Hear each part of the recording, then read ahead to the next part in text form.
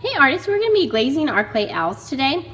The most important thing is that you make sure you do not put glaze on the part where your owl touches the table.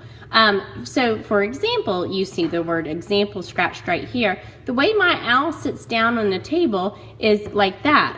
So that bottom little lip or edge actually touches the table. So I want to make sure that I do not get any glaze at all right here. Because if I do glaze this part right here, this will actually stick to the kiln shelf and then it'll have to be broken off, which damages the kiln shelf and also breaks apart your beautiful artwork.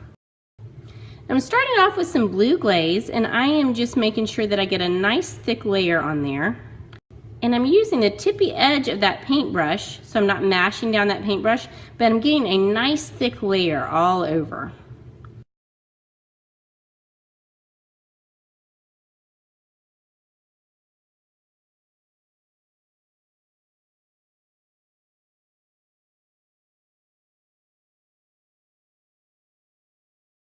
Now notice when I start to get close to that bottom edge where that owl touches the table, I'm going to make sure that I keep my glaze a little bit above that little edge or that little lip.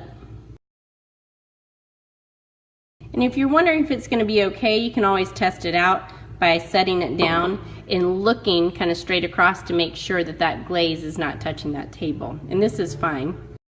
Now I'm switching colors, so that means I'm switching paintbrushes because I'm not going to take my paintbrush that's been in the blue glaze and put it in the green.